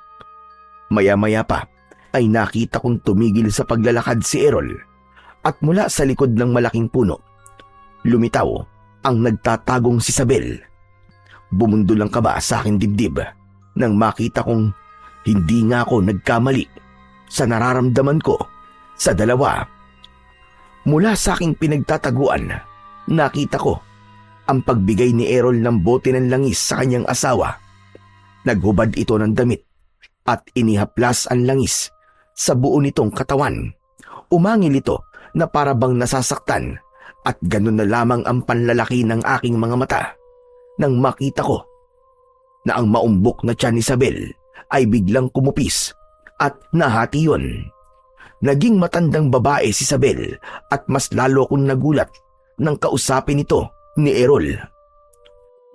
Inay, dumating na ang tamang pagkakataon para ubusin silang lahat. May pag-iiganti na natin ang ginawang panluloko sa atin ni tatay. Nagsalita si Isabel at sinabi niyang buhay pa si Cynthia. Kaya hindi raw ito matatahimik hanggat hindi niya napapatay ang aking ina. Hindi ako makapaniwalang hindi pala asawa ni Errol si Isabel, kundi ito ang kanyang ina na nagpapanggap na bata pa. Pero ang totoo ay matanda na ito. Matagal akong nanatili sa likod ng puno, kaya kitang-kita ko kung paanong nagbago rin ang anyo ni Errol. Bigla itong naging isang aswang na ik-ik. Hindi ako maaaring magkamali. Siya ang aswang na unang umatake sa akin nang gabing tinulungan ako ni Lolo mula sa bingit na kamatayan. Humanda ka sa akin ngayon, Errol. Kaya pala mainit ang dugo mo sa akin, ha? Dahil naghihiganti kayo sa aking ina. Hindi ko na napigilan ang bugso ng aking damdamin. Agad akong umatake sa mag-ina, ngunit nakalipad na kagad si Isabel, dala ang kalahati ng kanyang katawan, habang si Errol naman ang naiwan sa lupa. Wala ka ng kawalangan, Errol! Alam ko na ang lihim niyong mag-ina. Mag-asawa pala, ha? Sinasabi ko na nga ba't hindi ako maaaring magkamali sa nararamdaman ko sa inyo kanina? Ang dami mo't sinasabi. Bakit hindi mo unahing iligtas ang mga kasama mo mga tanod? Dahil sa mga oras na to, inaatake na sila ng mga alagad ko. Anong dahilan nyo? At pinatay nyo ang aking ama? Ama! Ama ko ang taong sinasabi mong ama mo. At dahil sa ginawa ng nanay mo, nasira ang aking pamilya. Kung ganun, kapatid kita? Hindi! Hindi kita matatanggap na kapatid kahit kailan. At kaya kong patayin ka, kagaya ng pagpatay ni nanay sa tatay ko na umabando na sa amin. Para akong binuhusan ng malamig na tubig nang marinig ko ang sinabi ni Errol. Hindi ako makapaniwalang kapatid ko si Errol. Kaya naman, nagpabaya ako nang sumugod siya sa akin para saktan ako. Para akong nawala sa akin sarili ng mga sandaling yon at tinanggap na lamang ang lahat ng kanyang suntok. Dapat lang sa inyo ng nanay mo na magdusa dahil inagaw niya ang aking ama sa aking ina. Ikaw ang bunga ng pagtataksil nila. Kaya humanda ka dahil papatayin kita! Saktong pag-atake sa akin ni Errol, gamit ang kanyang kuko, dumating si Kapitan Merto. Pinana niya si Errol. Layuan mo si David! Kung ayaw mong butasin ko ng palaso ang mukha mo! Huwag ka na rito makialam, Kapitan. Away pamilya ito. Labas ka rito. Makikialam ako dahil nandito ka sa baryo ko. Kaya kung ayaw mo bumaon ng palaso sa pagitan ng iyong mga mata, magpakilala ka! Kapitan Merto, siya po si Errol. Siya ang traidor sa samahan niyo. Lintik na! Errol! Totoo ba yun? Ako nga ito. Dahil kailangan kong bantayan ang lahat ng kilos mo para nabibigyan ko ng babala ang aking ina kapag malapit na kayo sa kinaroroonan niya. Hayop ka! Kaya pala palagi ka na lamang nawawala sa tuwing nagro-ronda tayo. Yung pala, kampong ka ng demonyo! Satanas ka! Hindi ka na makakawala ngayon. Tanggapin mo ang palaso ko! Pagkasabi nun ni Kapitan Merto, binitiwan nito ang palaso. Tumama yon sa balikat ni Errol, kaya't napasigaw ako ng malakas dahil sa pag-aalala.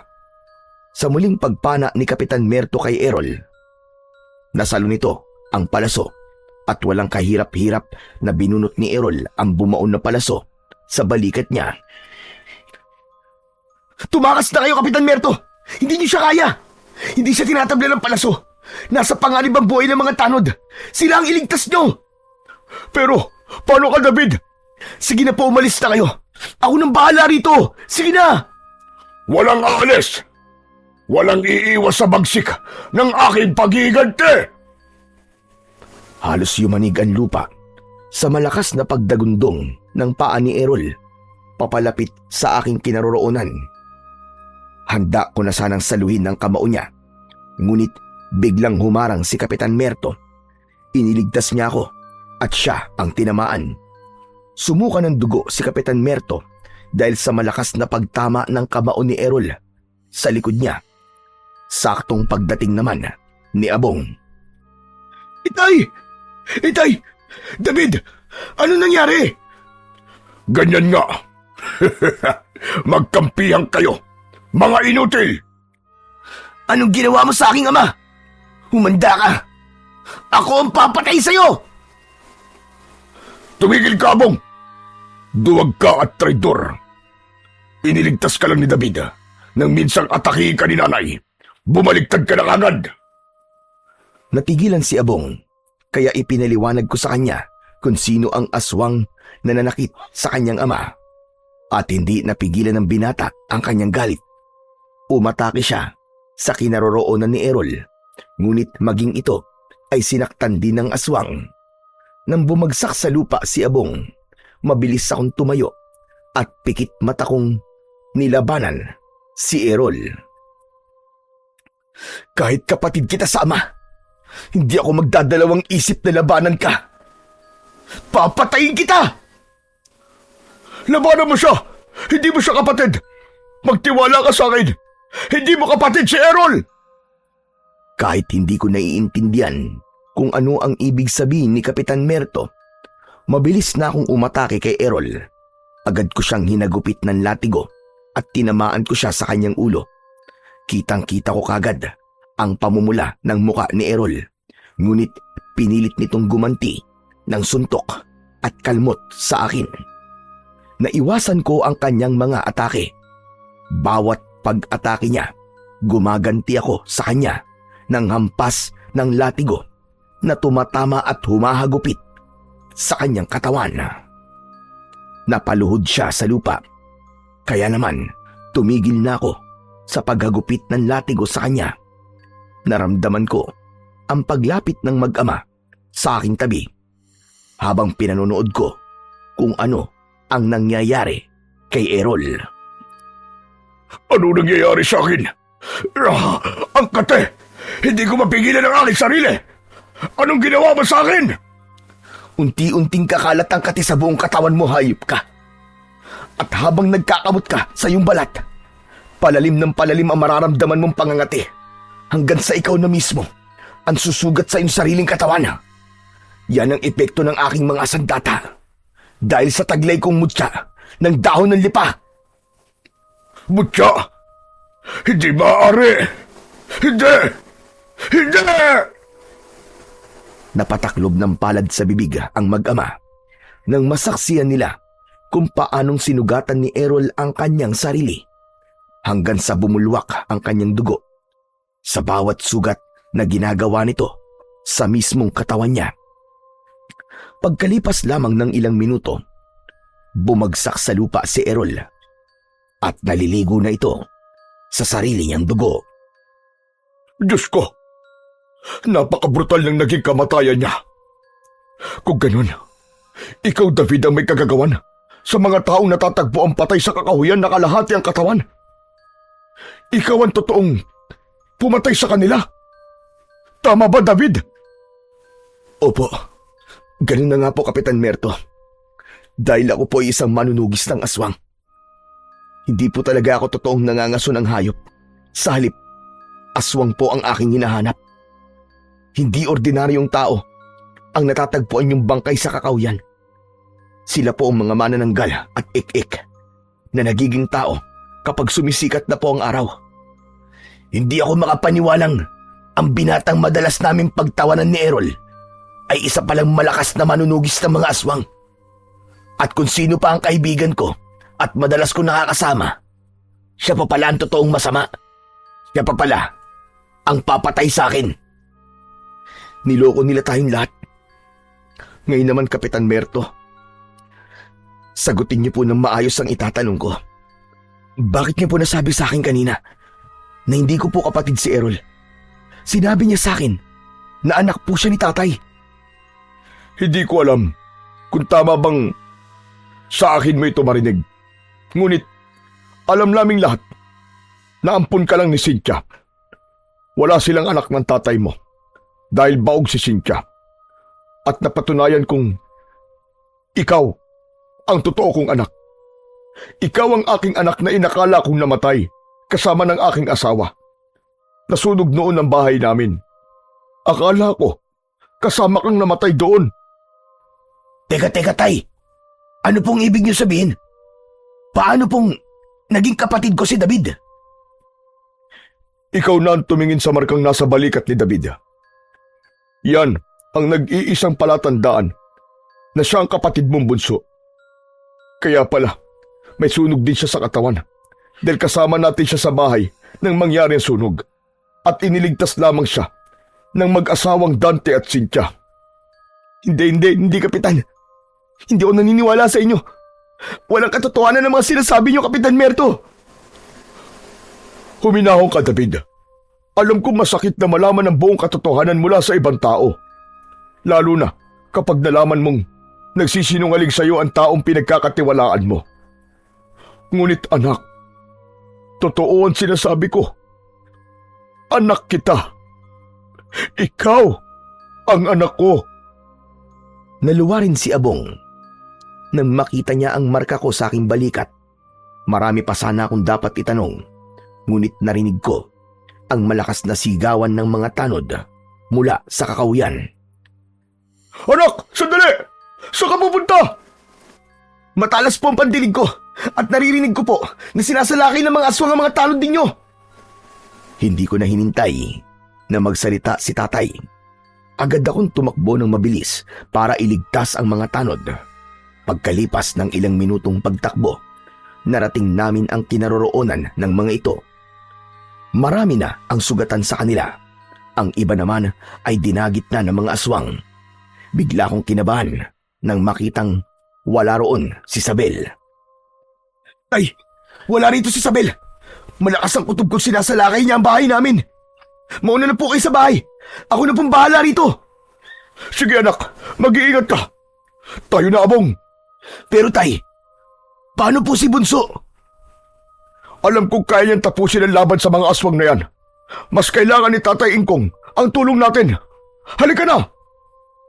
Napansin ko na lang na tumakbo na ang mag-ama palayo sa akin. Kaya naman, hinarap ko ang mga aswang na manananggal at ik-ik. Halos mabingi ako sa pag-angin nila sa tuwing tinatamaan ko sila ng latigo sa kanilang katawan. Lahat ng mga tanod na naroroon ay nasaksiyan nila kung paano kong pinabagsak sa lupa ang mga aswang habang pinupunit nila ang sarili nilang balat at pakpak gamit ang kanilang matutulis na kuko. Hindi nila mapigilan ang pangangati ng kanilang katawan. At sa isang iglap, lahat ng mga aswang na nasugatan ng aking latigo at palaso ay nagpakamatay sa harap namin hanggang sa tuluyan silang bumagsak sa lupa habang wakwak ang kanilang tiyan at butas ang leeg. Mga kasama, sumama kayo sa akin. Iligtas natin ang mga tao sa baryo. Ang mga sugatan. Alalayan niyo, bilis! Pagkasabi ko, ay mabilis na akong tumakbo at tinahak ang daan papunta sa bahay.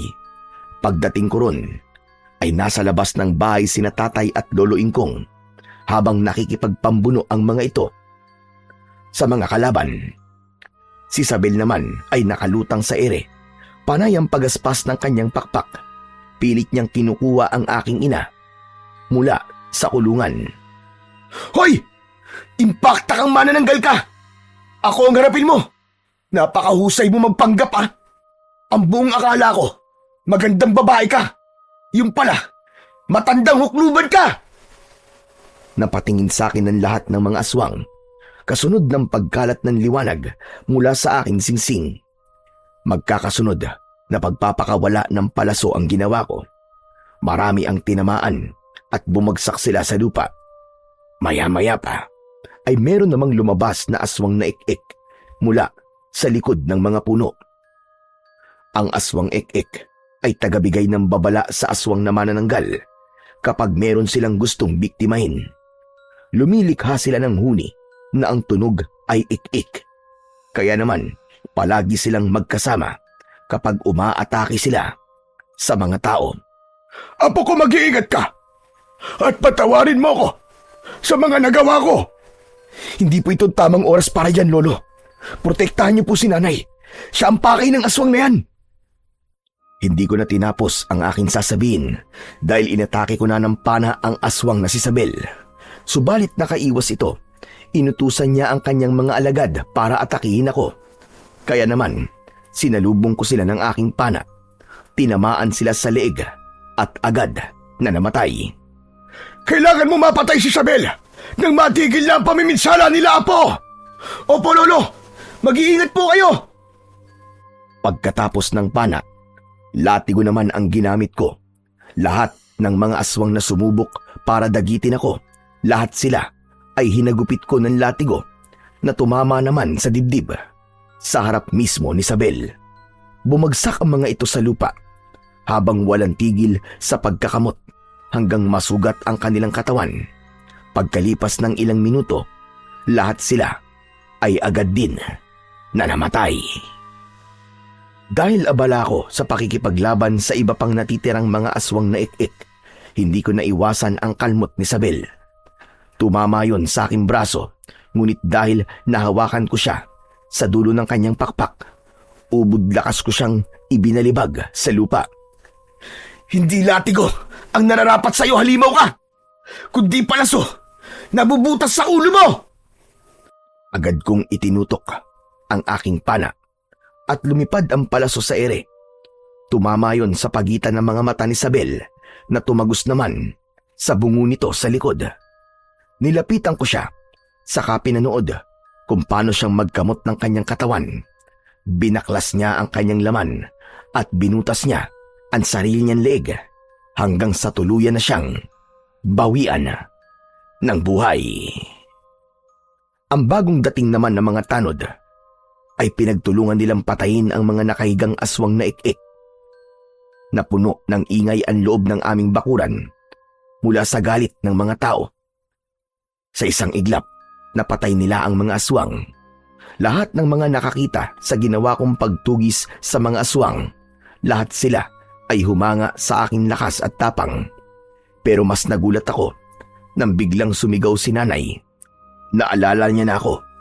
Tinawag niya akong anak pagkatapos niyang makita ang wala ng buhay na katawan ni Isabel. Nay, nakikilala niyo na po ako. Bumalik na po ba kayo sa katinuan? Kayo na po ba yan, Nay? Cynthia, anak. Siya si David. Ang batang iniligtas ni Dante. Ang batang inilagaan mo. Umiyak ng malakas ang aking ina. Maigpit niya akong niyakap. Kahit hindi ko siya totoong nanay, para sa akin, siya pa rin ang aking ina. Pagkatapos, ay humingi siya ng tawad kay Isabel. Dahil aminado siya na nagkamali rin siya. Ikinuwento sa akin ni Lolo Ingkong kung paano ako napunta sa pangangalaga ni nanay. At napatunayan kong si Kapitan Merto nga ang aking totoong ama. Pagkalipas ng 5 araw, ay binisita ko ni tatay sa bahay. Masaya ko, anak. Masaya akong makakasama ka na namin ng iyong kapatid na si Abong. Sabi ko naman po sa inyo, tay, ligawan mo na si Nanay Cynthia nang mabuo na ulit ang pamilya natin. Total naman po, biyudo ka. Biyudo rin si nanay. Ay nako, pambihira ka talaga, anak. Huwag ka nga maingay at nakakahiya naman kay Cynthia, baka marinig tayo.